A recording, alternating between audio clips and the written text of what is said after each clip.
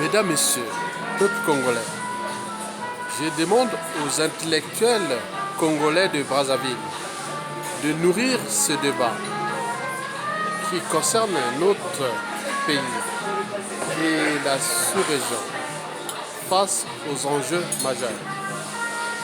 Mesdames, Messieurs, peuple congolais, chers intellectuels congolais, eh bien oui, je veux que vous puissiez nourrir ce grand débat géopolitique qui concerne notre pays, le Congo-Brazzaville, bien sûr aussi la République a démocratisé du Congo, Kinshasa. La question que j'ai posée ici, pourquoi João Lourenço, le président actuel de l'Angola, a-t-il choisi la Tshikabila?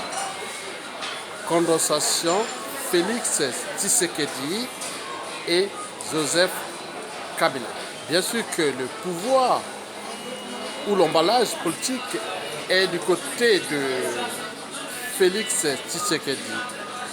Mais le contenu de ce pouvoir est du côté de Joseph Kabila. Un féodé au pouvoir touti rwandais.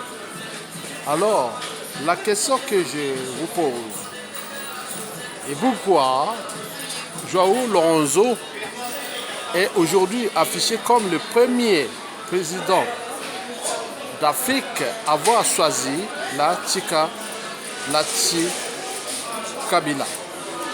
Mesdames, Messieurs, peuple congolais. Donc, vous savez que l'Angola a ses voisins stratégiques. Dans le Congo-Brazzaville, avec son enclave du Cabinda qui nourrit 80% de son pétrole ou de son PIB, produit intérieur brut, qui est d'ailleurs exploité par Total. Quand on parle de Total, on pense tout naturellement à la France-Afrique. Le paradoxe est là. Pourquoi João Lourenço a-t-il choisi la Tshikabila? Donc, eh bien oui, les grands voisins de l'Angola, les plus stratégiques sont tout justement le Congo-Brazzaville et la République à démocratiser du Congo. Deux zones qui sont aujourd'hui instables.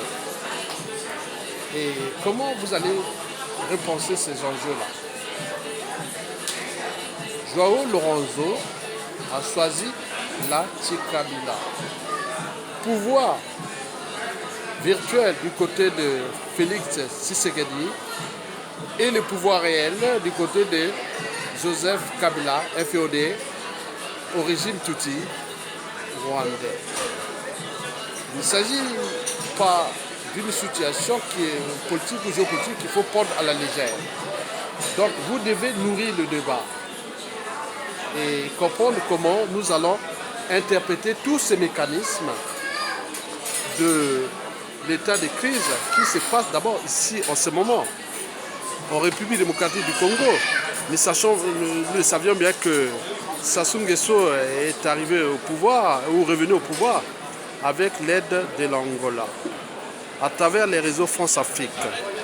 Mesdames, Messieurs, peuple congolais, nourrir les débats. Pourquoi João Lourenço a-t-il choisi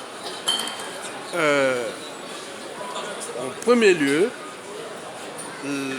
la Tshikabila, c'est-à-dire Félix Tshisekedi plus la Kabylie. Donc c'est tout un enjeu majeur qu'il faut repenser et nourrir les débats par rapport à ces enjeux majeurs. Je vous informe que d'après les sources, on nous avait signalé déjà que João Lourenço voulait déjà s'affranchir du régime de Dos Santos et que Dos Santos ce fut aussi le premier qui avait apporté Sassou Nguesso au pouvoir. Et n'oublions pas que il est rentré dans un processus d'assainissement de l'État angolais. Mais cet État est toujours sous l'emprise de Total à travers le pétrole qu'il exploite l'enclave du Cabinda. qui est entre les deux Congos. Donc, vous imaginez les enjeux. Donc, ceux qui ont les informations stratégiques et autres, pas à dire aux yeux du commun des mortels, mais donner des réflexions qui peuvent nourrir le débat. De ce choix, peut-être réfléchi ou inopiné ou tout ce que vous pouvez penser. Je vous informe que la France-Afrique est aujourd'hui du côté de Martin Fayulu. Suite aux contentieux électoraux qui se déroulent aujourd'hui en RDC. Mais également parce que la France-Afrique de Jean-Yves Le Drian, le patron, qui est l'employeur de Denis Sassou Nguesso. Et donc, vous pouvez comprendre comment fonctionnent tous ces mécanismes. Donnez-nous les informations. Parce que l'ignorance est la pire des souffrances. Et donc, nous devons apporter cette information aux citoyens. Parce que être citoyen, c'est d'abord être informé. Et comprendre comment fonctionnent tous ces mécanismes. Donc, nous sommes là au cœur des enjeux géostratégiques. À l'échelle de notre pays. À l'échelle de la sous-région. Oui, je reviens toujours sur ce choix qui est aujourd'hui publié à travers les médias et les réseaux sociaux. Le premier pays à avoir choisi Félix Tshisekedi est l'Angola. Est-ce qu'il s'agit bien sûr des problèmes de tribus ou des alliances et problèmes économiques, stratégiques ou de demain ou voilà. Donc pour construire un havre de paix, il faut être en paix avec ses voisins. Donc l'Angola, c'est aussi la SADC. L'Angola, c'est aussi quelque part la France-Afrique à travers la société Total qui exploite son pétrole. L'Angola, c'est aussi les Américains qui sont aussi aujourd'hui présents en Angola. Donc tous ces débats, nous devons les nourrir. Les pays périphériques de l'Angola, il y a la République démocratique du Congo, le Congo-Brazzaville à travers l'enclave du Kabila, il y a aussi la Namibie et vous avez tout compris. Donc je demande aux uns et aux autres de nourrir ce débat pour que nous puissions ensemble avancer ce monde de brut à cette échelle. Comment nous allons repenser l'équilibre géopolitique à l'échelle sous-régionale à travers les fins de cycle de ceux qui ont à un moment donné ont été là, qui n'ont cessé que de déclasser la sous-région.